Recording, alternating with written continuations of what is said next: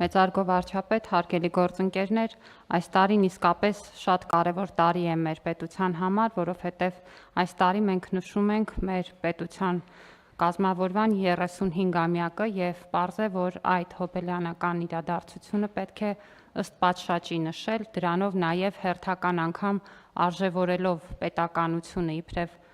մեր ամենակարևորագույն ձեռքբերում եւ նպաստելով նաեւ մեր քաղաքացիների եւ պետության կապի ամրապնդմանը։ Ու այս իսկ տրամաբանությամբ ներկայացվել է միջոցառումների այս շարքը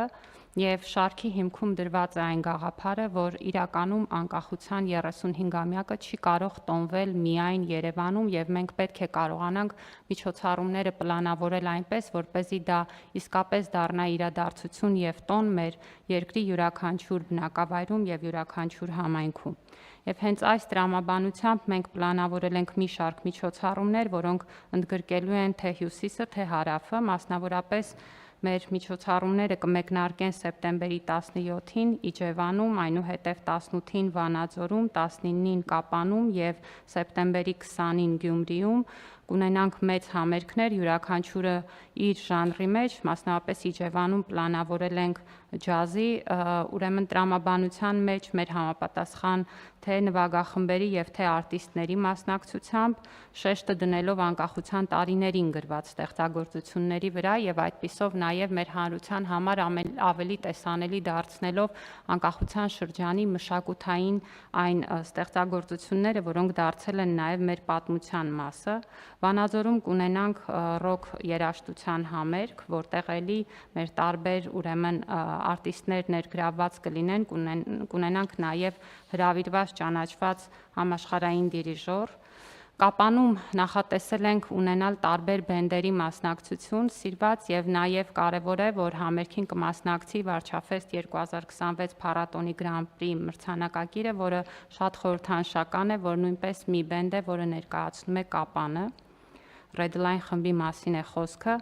Գյումրիում կունենանք արդեն դասական երաժշտության համերգ, որտեղ բնականաբար նախատեսված բովանդակությունը նաև մշակութային այդ շերտը հասանելի կդարձնի մեր հանրությանը։ Հոբելյանական միջոցառումների շարքը կամփոփենք սեպտեմբերի 21-ին Երևանում Հանրապետության հրապարակում եւ սա էլ խիստ խորհրդանշական է, որովհետեւ այս տարին նաեւ հոբելյանական է Հանրապետության հրապարակի համար։ Այս տարի մենք նշում ենք Հանրապետության հրապարակի կառուցման մեկնարկի 100-ամյակը եւ պետք է ասել, որ սա նաեւ ներառված է ՅՈՒՆԵՍԿՕ-ի հոբելյանական ծրագրում եւ մենք պլանավորում ենք այս իմաստով նաեւ Հանրապետության հրապարակը թե իր ճարտարապետությամբ եւ թե նաև որպես մեր պետության խորհրդանիշ ավելի տեսանելի դարձնել եւ բնականաբար այդ օրվա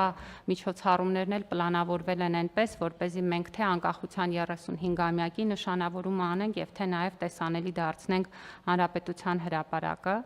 Եվ պետք է ասեմ, որ մի շարք անակնկալներ ունենք, որոնք չէի ուզի այս պահին բացահայտել, բայց պետք է ասեմ, որ իր նշանակությամբ եւ բովանդակությամբ բավական եզակի նաեւ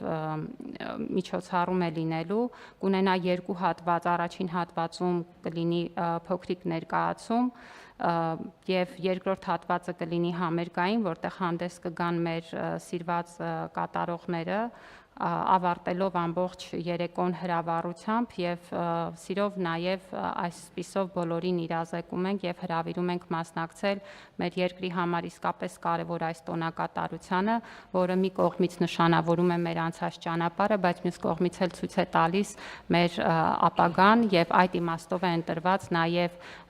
այս 35-ամյակի բրենդավորումը, որի հիմքում ընկած է թռչունի գաղափարը, ցույց տալու նաև մեր պետության թռիչքը եւ վերելքը, որը սկսվել է եւ շարունակվելու է, եւ նաև ասեմ, որ սա մեր միակ միջոցառումը չի, մենք կշարունակենք նաև նախորդ տարիներից դրված ավանդույթը եւ այդ օրը կունենանք նաև թանգարանային նոր ցուցադրություն պատմության թանգարանում Բեռլինի թանգարանային կղզու հետ համագործակցությամբ եւ դրանով իսկ Բեռլինի 6 թանգարանների եւ Հայաստանի պատմության թանգարանի հավաքածուների ընտրանուց բացառիկ ցուցադրություն կբացվի, որը հասանելի կլինի մեր հանրության համար 6 ամիս շարունակ եւ հուսով եմ, որ մշակութային նաեւ այս միջավայրերը հնարավորություն կտան պատմական կոնտեքստներում նույնպես անդրադառնալ մեր ինքնության եւ արժեքների կարեւոր շեշտադրումներին։ Խնդրում եմ հաստատել։ Շնորհակալություն։